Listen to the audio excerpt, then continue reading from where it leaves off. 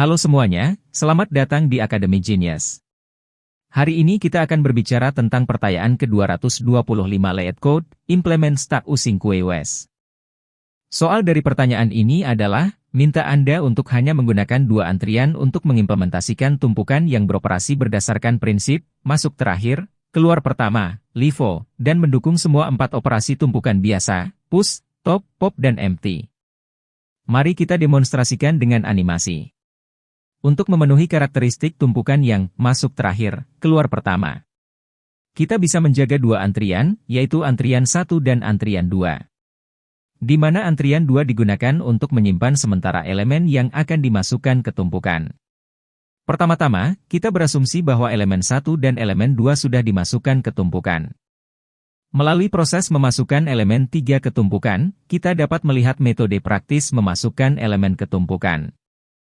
Elemen 3 pertama kali masuk ke antrian 2, dan variabel top digunakan untuk menyimpan elemen puncak tumpukan saat ini, yaitu elemen 2.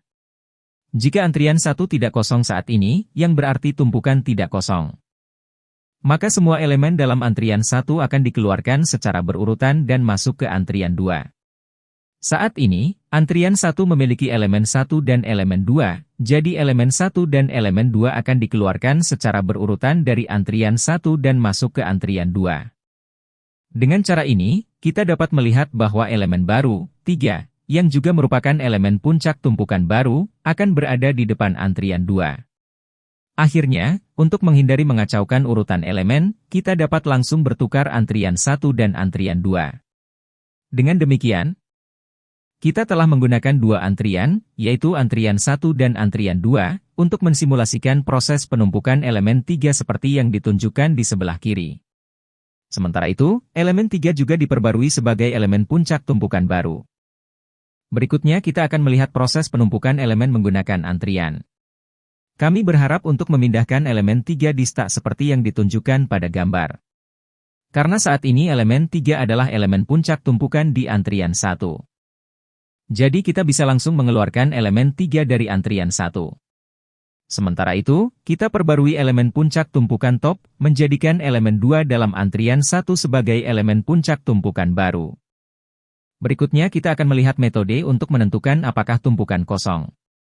Karena antrian 1 berisi semua elemen dalam tumpukan, dan antrian 2 hanya sebagai antrian sementara, jadi kita hanya perlu memeriksa apakah antrian 1 kosong.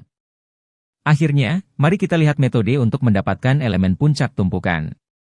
Elemen puncak tumpukan disimpan dalam variabel global top.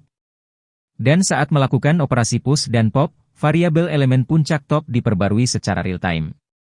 Oleh karena itu, elemen puncak tumpukan saat ini adalah nilai yang disimpan oleh variabel top. Selanjutnya kita akan mengimplementasikan logika ini dengan kode. Pertama-tama, kita mendefinisikan variabel global top untuk menyimpan elemen puncak tumpukan. Selanjutnya kita menginisialisasi dua antrian, antrian 1 dan antrian 2. Saat kita implementasikan elemen push, setelah elemen X dimasukkan ke dalam antrian, kita perlu memperbarui elemen puncak tumpukan top segera. Sementara itu, sebelum kita memasukkan elemen antrian 1 ke antrian 2 secara berurutan, kita perlu memeriksa apakah antrian 1 kosong. Jika kosong, kita tidak perlu melakukan operasi ini. Terakhir, kita membuat antrian sementara temp untuk menukar QoW1 dan QoW2.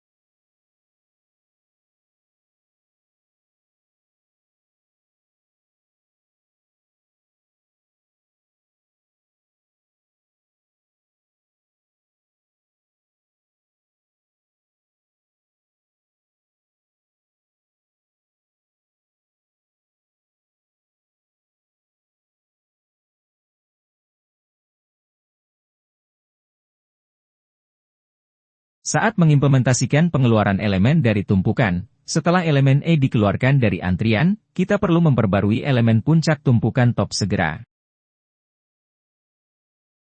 Saat mengimplementasikan pengambilan elemen puncak tumpukan, karena elemen puncak tumpukan disimpan dalam variabel, kita hanya perlu mengembalikan variabel top. Saat mengimplementasikan pengecekan apakah tumpukan kosong, karena antrian 1 mengandung semua elemen tumpukan, jadi apakah antrian 1 kosong juga berarti apakah tumpukan kosong.